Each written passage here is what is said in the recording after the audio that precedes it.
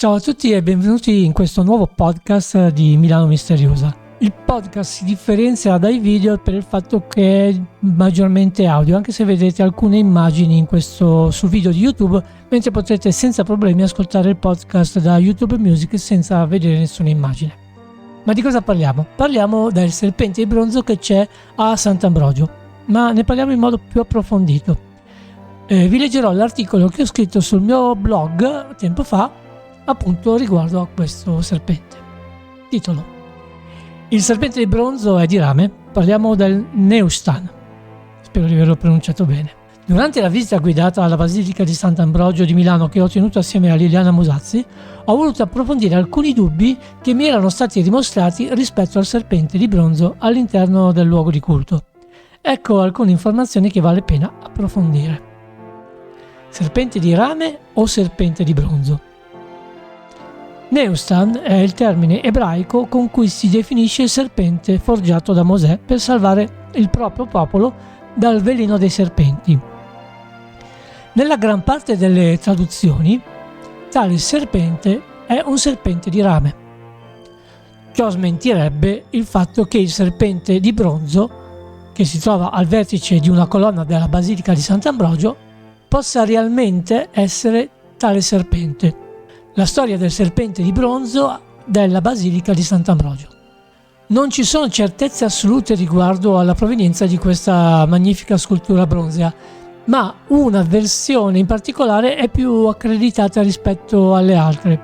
Pare infatti che attorno all'anno 1000 l'arcivescovo milanese Arnolfo II abbia portato tale scultura da Costantinopoli a Milano durante una spedizione per condurre a Roma la promessa sposa di Ottone III.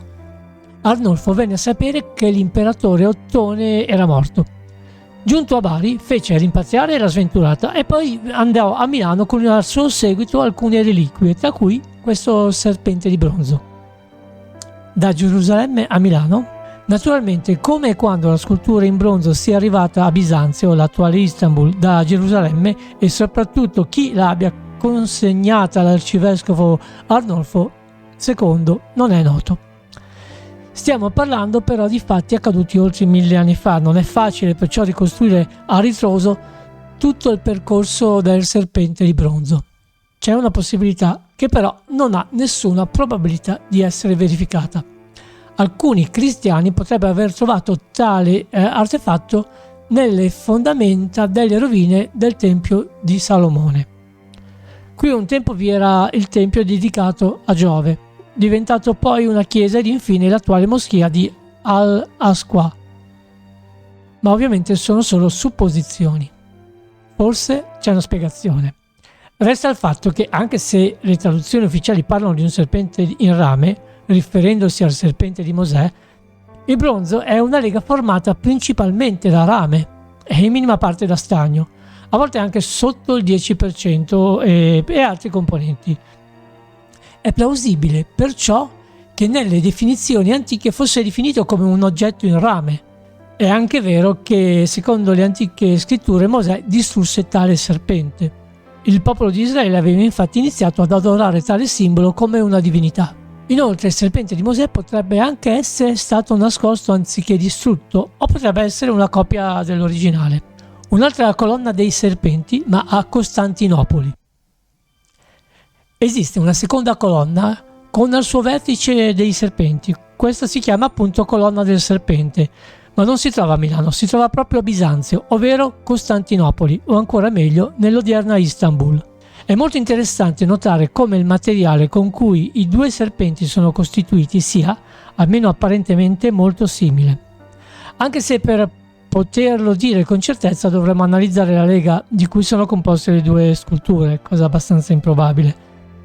Un altro reperto che troviamo sempre nel museo di Istanbul mette in maggiore evidenza la possibilità che i due manufatti abbiano quantomeno la stessa origine e siano dello stesso periodo. La testa del serpente trovato a Costantinopoli infatti è molto simile alla testa del serpente che troviamo nella Basilica di Sant'Ambrogio. Dalle testimonianze storiche la colonna rimase integra fino al 1600. Il nostro serpente meneghino perciò non può essere in nessun modo parte di quella colonna. Bisogna ammettere però, i due artefatti sono veramente molto simili. In particolare gli occhi dei due serpenti hanno le stesse proporzioni ed è come se al loro posto si potesse incastonare una sorta di pietra preziosa o quanto simile. Penso proprio che bisognerebbe fare ulteriori indagini in proposito.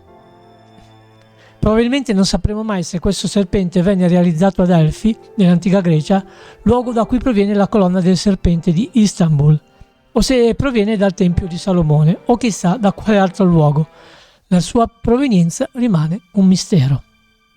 Basterà però seguirlo quando, arrivata alla fine del mondo, scenderà dalla colonna su cui è posto per tornare da dove è venuto, come dice la leggenda. Spero che questo podcast di Milano Misteriosa vi sia piaciuto. Vi invito ancora a iscrivervi al canale e di guardare tutti gli altri video e tutti gli altri podcast e tutti gli altri contenuti sul mio canale. Ciao e al prossimo video o al prossimo podcast di Milano Misteriosa. Un'altra colonna dei serpenti, ma a Costantinopoli. La forma della testa del serpente trovato a Costantinopoli